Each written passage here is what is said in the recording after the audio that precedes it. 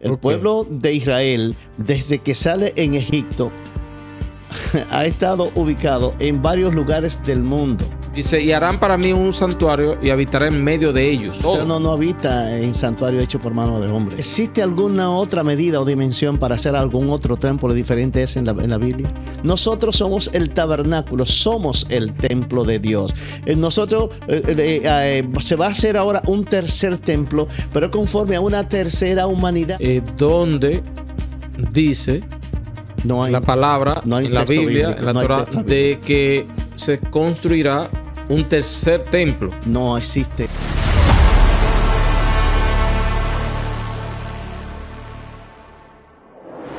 Maestro, ¿cómo le ha ido? Siempre estamos bien. Qué bueno. Muchas veces uno quiere decir otras cosas, pero ¿para qué decir que usted está en una condición diferente a la natural en la que nosotros fuimos hechos y creados? No vale la pena.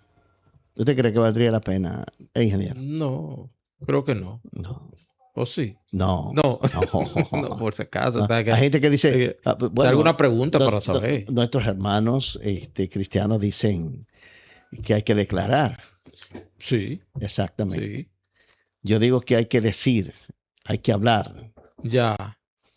Bueno, hay que ver qué se hace ahí. Exactamente. En esa parte. Entonces, ¿declarar o decir? Bueno, declaramos, decimos. Si declaramos y decimos cualquier cosa es mala. Pues mejor entonces está claro. Callado. Nosotros tenemos que hacer un sello con nuestra boca total acerca de lo que nosotros debemos de hacer. Ok. Bueno. Vamos entonces a ver qué se hace. Exacto. Maestro, hoy no sé si nos meteremos en problemas con algunas personas o algunas instituciones, pero vamos a hablar un poco de lo que es el tercer templo. La gente habla de muchas religiones, el mundo está esperando, el mundo religioso. Yo creo que hasta ni los religiosos están esperando el famoso construcción del templo. Se habla de un tercer templo, pero viene el caso. Cuando uno empieza a leer las escrituras, el primer templo lo hizo Salomón. El segundo templo fue aquí en Zorobabel. Había un Yeshua también allá. Sí. Los sacerdotes, los levitas y los judíos que volvieron del cautiverio. De Babilonia. Exacto. Claro, después ahí entra ya lo que fue el famoso el ungido, el rey Ciro. El rey Ciro, exacto. Sí, que le permitió a Nehemías regresar. O sea, sí, correcto. Sí. Pero siempre se habla del primero, el segundo, pero nunca menciona el primer templo. Bueno, el primer Mizcán, tabernáculo. Bueno, el Mizcán, como se habla en hebreo, pero que tabernáculo traducido entonces al español, que fue cuando se le da aquí a Moshe, que fue construido, que se le dio todo. Ahí estaba. Se le dieron las instrucciones de cómo había que hacerlo. Betzalel, a diferencia de que ese templo era movible. Pero la estructura... Era lo que yo le iba a decir. Mire dónde está el problema, ingeniero. El primer templo que se hizo, o que hizo Israel, que lo construyó en el desierto, ¿se dio alguna otra opción o opinión para hacer algún templo en algún otro lugar? No. El templo que el Eterno le da a Moshe Rabenu le dio la medida con la que se debía llevar la medida, el tipo de cortina que había que hacer, la menorá, todo, ¿verdad? Todo, okay. Hasta el arca. Ok. Ahora, ¿por qué era móvil? Porque el pueblo de Israel no iba a estar fijo en un solo lugar en el mundo. El pueblo de Israel, desde que sale en Egipto, ha estado ubicado en varios lugares del mundo. Hicieron 42 paradas. Entonces van a haber 42 estaciones también para el pueblo de Israel en el mundo. Mire, interesante lo que sería entonces la latitud 42. Exactamente. Por eso que cada vez que hablamos, específicamente ahora, para lo que va a suceder ahora, siempre hablamos y yo le digo lo que va a suceder sobre la latitud o paralelo 42. 42. Paralelo 42. Siempre digo que sobre el paralelo 42 van a pasar cosas. Ya. Para no entrar en detalle. Resulta que en Shemot, en Éxodo allá 25:8, que está ahí, pueden la que quiera buscarlo, dice, y harán para mí un santuario y habitaré en medio de ellos. Ese santuario, en medio de ellos. Se supone que era un Mizcán, un tabernáculo, uno solo, porque no dijo en medio de él. Del santuario no. Del santuario, sino en medio de ellos. Como diciendo en medio de todo. El Eterno no habita en santuario hecho por mano de hombre. Entonces, ahora entonces vamos a entrar en materia, maestro. No habita en templo hecho por mano de hombre. Jamás. Construyó, que se le permitió a Salomón. Sí. Ahí también hubo parte del rey Fenicio y cierto que le ayudaron a Salomón. No está registrado ahí, pero también dicen otros escritos que Salomón fue ayudado por ciertos espíritus. Sí, de otras dimensiones. Exacto. Dice ahí. Porque después ahorita dicen que uno está hablando. Sí. Pero hay escrito de eso. Hay escrito de eso. Sí. Quiere decir que el primero que andaba, que se trasladaba junto con el pueblo, también fue hecho de una manera extraordinaria, porque eligieron a un niño de 13 años, como Betzalel, que fue el que construyó todos los utensilios, más los sacerdotes. Era un templo tremendo que cuando decía, vámonos, el tamaño se lo buscan para mover todo ese templo, volverlo a armar era tremendo. ¿Existe alguna otra medida o dimensión para hacer algún otro templo diferente a ese en la Biblia? Bueno, es que... El templo que construye Salomón, ¿se hizo en base a esa medida? Supuestamente sí. No se hizo en base. Él no tomó esa medida de era más alto, era más largo. Moshe hizo el tabernáculo primero que Moshe hizo. Recuérdese que tenía cortinas, tenía una serie de aditamentos, una madera que estaba revestida en oro. Esa madera, el tabernáculo estaba con cortinas hechas. Recuérdese que el tabernáculo que hizo Salomón aquí tenía unas cortinas altísimas que tenían 9 metros de alto. El tabernáculo que se hizo en el desierto no era así.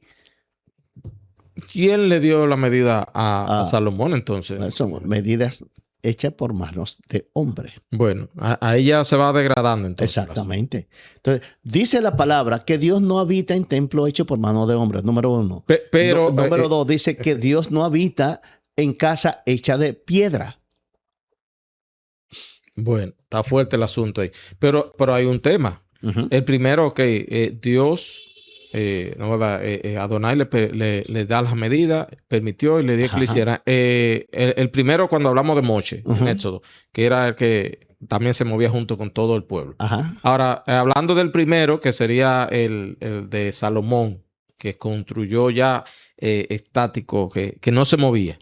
Ese...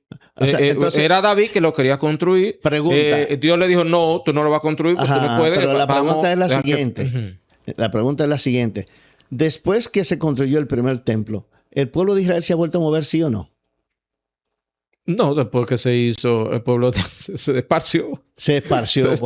Y luego lo desbarataron, desbarataron el pueblo y dejó de ser pueblo y se movió hacia las naciones. Entonces, porque el templo de Dios no puede estar fijo en ningún lugar. El templo de Dios debe de estar donde está Israel y donde Israel se manifiesta. Por eso es que el Eterno dice, y construirán en ustedes un tabernáculo donde yo pueda habitar. El hombre, desde que fue hecho en el principio, fue hecho como vasija para que el Eterno habite en él. Nosotros somos el tabernáculo, somos el templo de Dios. Nosotros se va a hacer ahora un tercer templo, pero conforme a una tercera humanidad. Recuérdese que nosotros salimos de Misraín, salimos de Egipto, cuando en la etapa de la era de Tauro. Por eso ellos adoraban el buey Apis. ¿Por qué? Porque era el toro. Esa era la simbología principal de allá. Cuando el pueblo de Israel sale de Egipto, que sale a la libertad, entra a la era de Aries. Entonces, ahí cambia así lo que era el carnero, el macho cabrío. Entonces ahora viene el carnero y la oveja. Entonces, ¿qué era lo que se sacrificaba aquí ahora? En la era de Aries, cuando entre el monte Sinaí, el rey David, hasta Yeshua, hasta aquí adelante. Sí, era carnero, macho cabrío. Sí. Entonces, cuando viene Yeshua y habita en Israel, entramos a una nueva edad, a una nueva era, que es la era de Piscis. Por eso encontramos a este hombre aquí hablando de peces. Porque por eso se toma el símbolo del pez como que son de los cristianos. Del símbolo de los cristianos, porque precisamente por la nueva era donde se entra. Años 70, después de venido ese señor, ¿qué sucedió? Se destruye el templo nuevamente de Israel y los judíos que quedaban en la provincia de Judá fueron esparcidos por todas las naciones de la tierra y el pueblo de Israel deja de existir como pueblo. Ahora nuevamente Israel comienza a existir. ¿Por qué? Porque pasamos de la era de Piscis, vamos a una nueva era hacia la era de Acuario. Por eso se dice, y construiré un templo en los postreros tiempos, donde yo habitaré en ellos, en sus corazones. O sea, óigame, quitaré su corazón de piedra, o sea, ya no me harán templo de piedra, y le pondré un corazón de carne. La pregunta, maestro, porque se está hablando de templo. Exacto. ¿Dónde dice no hay, la palabra no hay en la Biblia, en la Torah, de que se construirá un tercer templo? No existe de verdad o un capítulo, un versículo que diga me construirán un tercer templo, o el tercer templo será construido en qué lugar, a dónde. ¿Dónde lo dice? Es que no existe un lugar donde se diga que se va a construir ningún templo. Por ejemplo... Pero se habla de un templo futuro. Sí, pero mire, citas bíblicas clave para esto que podíamos encontrar. Profecía en el Antiguo Testamento. Ezequiel 40:48. Describe un templo con medidas exactas. Es una visión profética, medidas exactas. El libro de Daniel 9:27 describe un templo con medidas también, con medidas para hacer sacrificio, pero dice que el sacrificio aquí será ¿qué? Interrumpido. Ya eso pasó, esos dos templos pasaron. Y aquí habla en Zacarías 6:12-13, que habla del renuevo, edificará al Señor un nuevo templo, el renuevo.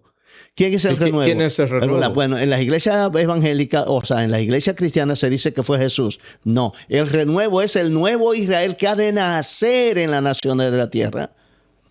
Edificará un templo, pero este templo es de carne. Quitaré su corazón de piedra y pondré un corazón de carne. Entonces no es un templo físico. Es que no puede ser, porque Dios no habita en templo hecho por mano de hombre. ¿Y por qué entonces se han enfocado tanto las religiones y los políticos de este mundo y hasta dentro del mismo Israel para poder venir y encarnar en este mundo al falso Mashiach? Mire, está fuerte el asunto. Sí, entonces, pero es así.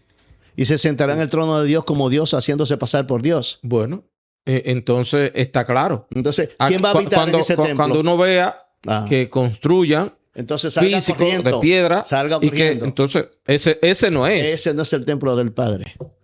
Ese templo que se quiere construir no tiene nada que ver con el templo del Padre.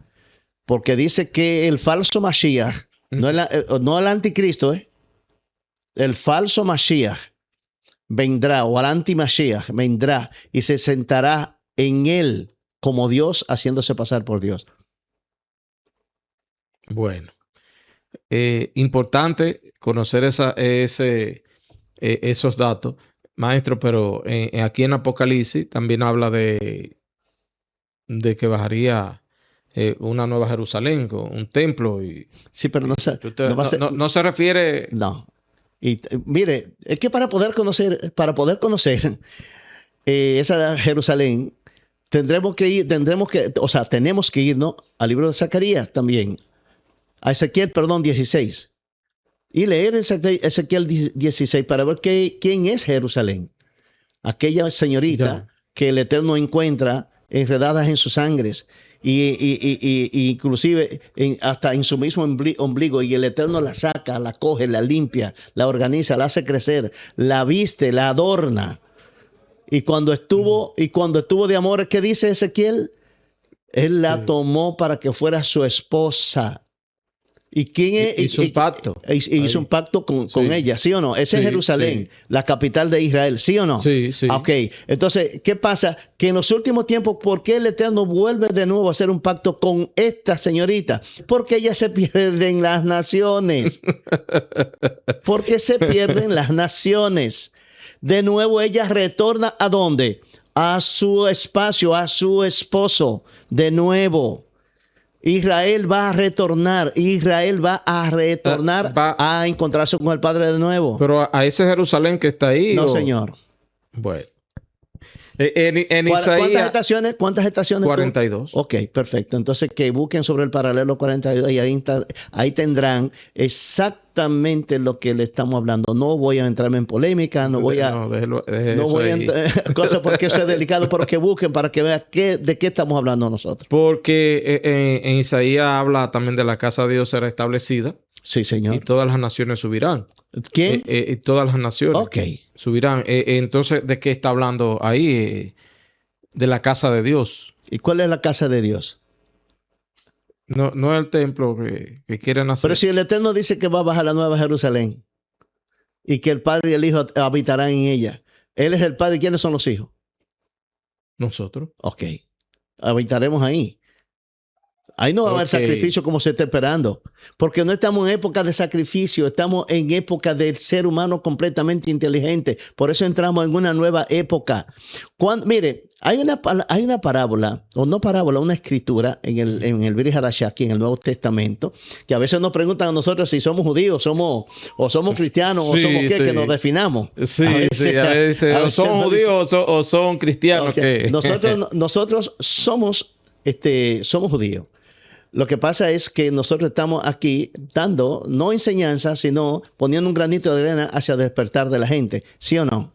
En eso es que nosotros estamos. Entonces, si estamos poniendo un poquito de granito de arena hacia el despertar del ser humano, ¿qué debemos de hacer nosotros?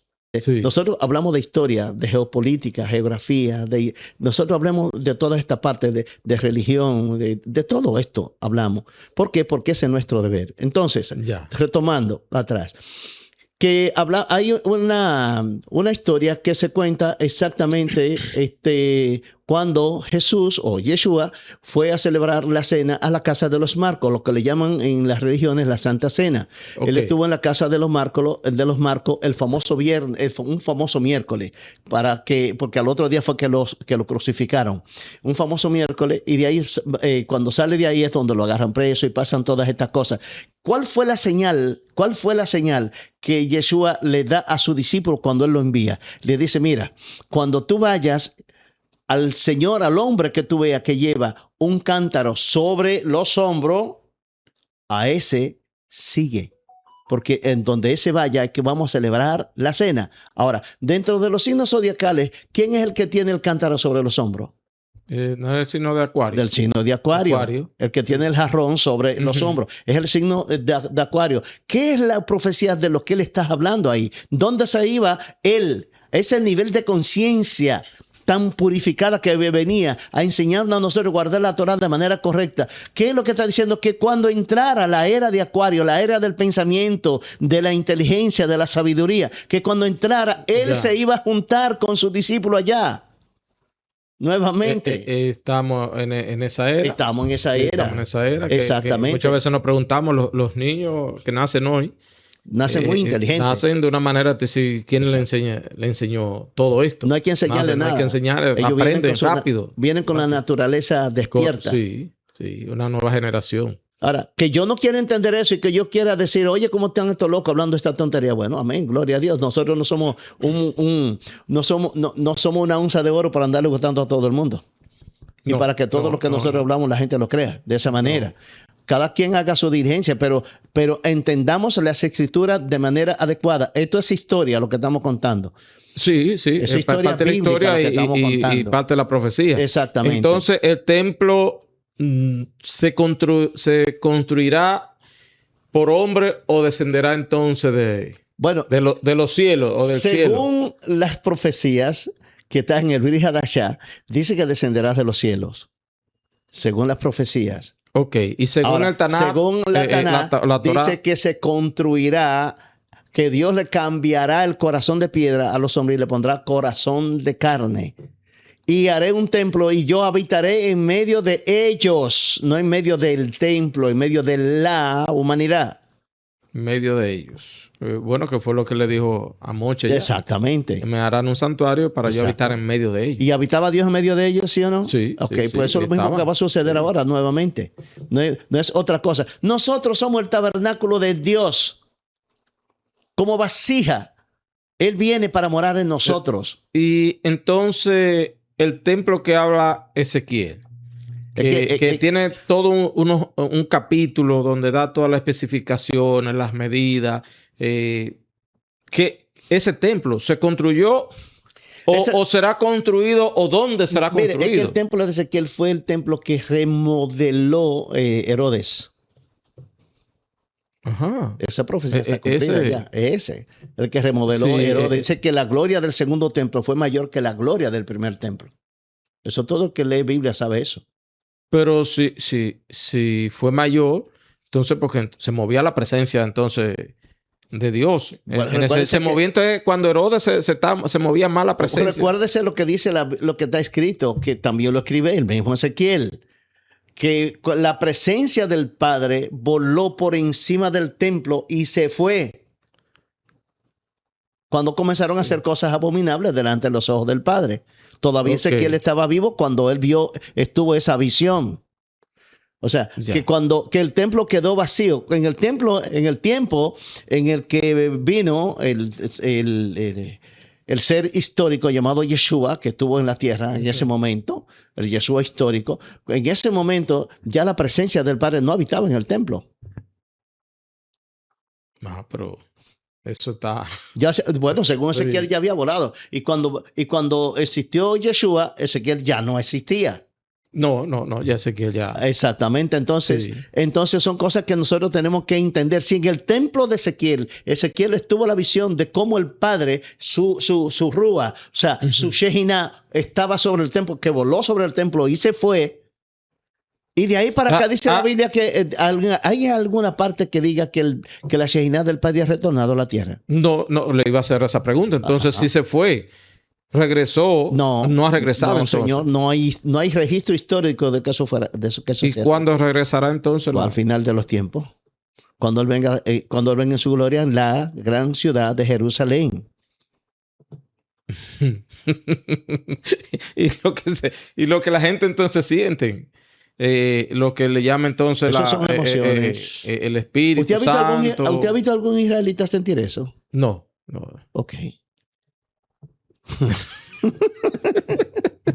Bueno. Entonces, aquí no hay un registro o una profecía directamente que hable las profecías que la sacan del Talmud. Y recuérdese que el Talmud hay gente que dice que el Talmud fue escrito en el siglo IV. Fue verdad. Es verdad. Es escrito. Pero como no conocen la historia del Talmud y qué es lo que es el Talmud, por esa razón hablan todas estas tonterías. No, hay personas que hablan del Talmud que eso es porque negativamente. Porque el Talmud no es más que la Torá oral que se guardaba de boca en boca desde Moshe hasta el siglo IV que se guardaba. Okay. Habían hombres que eran entrenados para guardar este conocimiento de boca en boca y lo transmitían a los próximos que iban a ser los herederos de este conocimiento. Luego, para evitar que se perdiera aquí adelante ese conocimiento, como había una persecución tan grande contra los israelitas en el mundo, entonces se decidió escribirse. Pero no fue que el Talmud comenzó a existir a partir del siglo IV para acá. De eso no es así. Esas eran tradiciones que se traían desde el tiempo de Moshe, allá atrás de 3.800 años para acá. Ok. Para que la gente claro, porque sepa, yo he oído a gente de ciencia bíblica y otra gente diciendo que el Talmud se escribió a partir del siglo IV para acá. Y es verdad, se escribió. Es verdad que se escribió a partir de ahí para acá. Pero esa no es su existencia. La existencia de ahí, del Talmud no parte de ahí. Era para que no se perdiera la tradición. Recuérdese que hubo un libro que quedó dentro del arca y otro que estaba fuera del arca. El que estaba fuera del arca era la Torá oral. Y la que estaba dentro del arca era la Torá escrita. Sí, que lo dice, que pondrán dentro del arca. Exactamente. Lo que había que poner. Exacto. Ahí estaba la Torá. La escrita. Sí, el báculo de Aarón. De Aarón. Exacto. Sí, que estaban ahí. Y una urna con un... ¿cómo que le llaman? El pan que da el man o el maná. El maná o el man, exactamente. Sí, el maná. Hay que tener cuidado con si decimos man o maná, porque si lo llevamos al inglés, el man hombre. Es hombre. Sí, hombre. pero ahí está. Exactamente, están las escrituras. Sí. Ahí está. Bueno, bastante interesante y algo... Quizá la gente no entenderán porque es algo que se está esperando a voces, maestro. Sí. Se está esperando que la gente está en lo que es la vaca roja, lo que es la construcción del tercer templo, y eso están esperando ahí. Entonces quiere decir que en el momento que se vea que se esté construyendo eso o que termine, aléjense de ahí. Claro, porque que el Eterno va a construir el templo que el Eterno va a construir. Es una humanidad que esté calibrada, que tenga la condición de poder recibir su presencia en este cuerpo. Y nosotros, entonces, somos los que tenemos entonces que prepararnos. Prepararnos, porque hay un tema. El primero, cuando hablo del primero en Moshe, y lo pueden buscar, la forma como fue... construido. Exacto. Las personas que eligieron no fueron cualquier tipo de gente. No. Aquí en el segundo con Salomón fue ya construido de una manera ya muy diferente, donde utilizaron cierto tipo de aditamento y ayuda que no era es correcto, porque el primero que era habitar en ellos, en cada uno de nosotros, cada uno de los israelitas que estaban ahí. El segundo habitaba en los políticos dentro de la, claro, y el tercero de un lugar. Mire. Y el tercero entonces, oiga, quien lo reconstruye es Herodes. ¿Quién era Herodes? Sí, así. y fueron entonces ya Zorobabel, Jesús, aparte de los levitas, con permiso de Ciro. Fueron varios que exacto. Sí, que Dios permitió que se construyera y todo, pero estaba ahí. El segundo con Salomón, pero él le dijo a Salomón que lo construyera. Vamos a dejarlo ahí, pero está bien. Ahora el tercero, cuando hablamos del tercero, ya es el último. El Dios usurpador que tenemos en la Biblia, ¿no fue el que mandó a construir esos templos? Bueno. Sí. No vamos a dar más detalles de ahí. No. Que busquen cuál es el Dios usurpador. Okay. Vamos a tener que darle tarea a la gente. Exactamente. Eso es delicado. Sí. Estamos a punto en el mundo de llevarnos una gran sorpresa. ¿Cómo? A punto. de llevarnos una gran sorpresa. ¿Se puede saber más o menos o algo? Se va a saber exactamente quién fue que ordenó escribir esa Biblia que andan por ahí en la mano de la gente. ¿Quiénes fueron los constructores de esos templos donde participaron manos que no eran tan dignas para hacer esos templos? El único templo digno de Dios fue el que construyó Moshe Rabenu con toda su gente. Y que el mismo Dios le dijo a Moshe, elige a fulano de tal para que vaya. Sí, él le dijo, elige a fulanito, a Betzalera, y había otro más. Ahora cuando el Eterno descienda y habite en el verdadero templo que Él quiere, que construyó Él, no el que construyó a manos de hombre. Haré un templo y habitaré en medio de ellos. El que construyó Él. ¿Cuál fue el templo que construyó Dios en este mundo? No, el de allá, el de Moshe. No, nosotros. Ajá. Sí. ¿Cuál fue el primer humano que hubo aquí en esta tierra? Bueno, sí. Adán. ¿Y no dice que Adán es hijo de Dios? Sí. ¿Y todos nosotros no somos descendientes de Adán? Sí. Entonces nosotros somos el templo de Dios. Y mire, y lo repetimos. Ajá. Y las religiones, las iglesias vienen repitiendo que somos templo del Espíritu y que tenemos... Pero lo decimos nada más de boca. Ingeniero, de boca. Pero no nos lo creemos. Exacto. Y decimos que somos reyes, sacerdotes. Nos lo están diciendo. Tenemos el templo. Y lo creemos. Y no lo creemos. Nos dice que somos sacerdotes. Y tampoco lo creemos. Exacto. Entonces, el templo, el sacerdocio, y todo está entonces en nosotros. ¿Dónde está, ministro? En nosotros. ¿Y por qué usted cree que yo vivo diciendo que tenemos que hacer un viaje introspectivo dentro de nosotros? Porque ¿dónde habita Dios? No es dentro de nosotros que está. Claro. Pero Él puede habitar, Él habita dentro de nosotros. El día que nosotros salgamos de aquí, de nuestra mente, buscando las cosas afuera que están dentro de nosotros. Porque lo que estamos buscando es afuera. Exacto. Lo que queremos ver, lo que queremos palpar. Y pero no nunca está afuera. No está dentro. Está dentro. Entonces, ¿dónde va a habitar Dios? ¿Dios va a habitar afuera de nosotros? No dice que dentro de nosotros va a habitar. ¿Y por qué nosotros no limpiamos la parte donde Él va a habitar? ¿Y cómo la gente sabe? ¿Saben la gente cómo limpiar? No, es que hay el templo para que Dios pueda habitar dentro. Hay detalles que se hablan dentro de las religiones que no le dan a la persona el derecho de aprender de cómo hacer que Dios habite dentro de nosotros. ¿Por qué? Porque quiere que Dios habite dentro de nosotros a través de fulano. No, Dios no quiere que hayan intercesores porque ¿cómo yo voy a tener a dos entidades? Mira, Señor, yo quiero que tú vengas a habitar dentro de mí, pero a través de fulano. Y su cuerpo no es suyo. ¿Y por qué tiene usted que darle derecho dentro de su cuerpo a otro que no tiene nada que ver con usted? Si usted es hijo, ¿por qué tiene usted que andar tocando la puerta del amigo para que venga? Si usted es hijo. Yo nunca entendí eso. Bueno. Vamos a tener que abrir los ojos. Sí.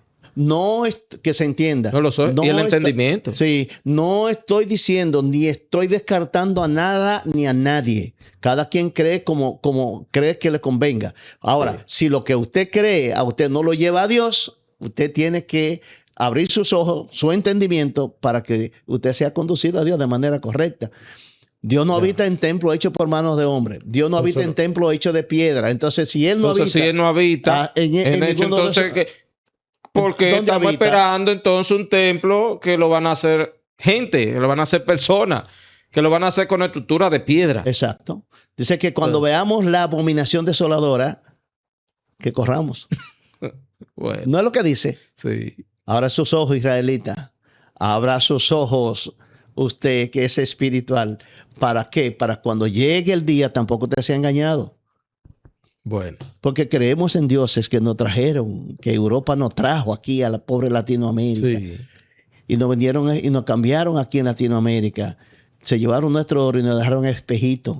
Y así mismo... Están haciendo ahora. No, que así mismo quedó la conciencia del país o del pueblo. Exacto. Sí, porque al hacer eso, ¿qué están haciendo? Se permitió en ese momento y todo, y esa misma energía quedó y así mismo. Claro, sí, y nos siguen vendiendo espejitos. No, pero y nosotros lo seguimos comprando. Pero el país se lo han entregado casi a instituciones, empresas extranjeras. Y ninguna son de aquí. Y ninguna son de aquí. y pregunte qué beneficio le están dando. La productora se está riendo allá con nosotros. No le están dando nada al país. Ingeniero, yo veo a la productora haciendo más señas que un policía de tránsito.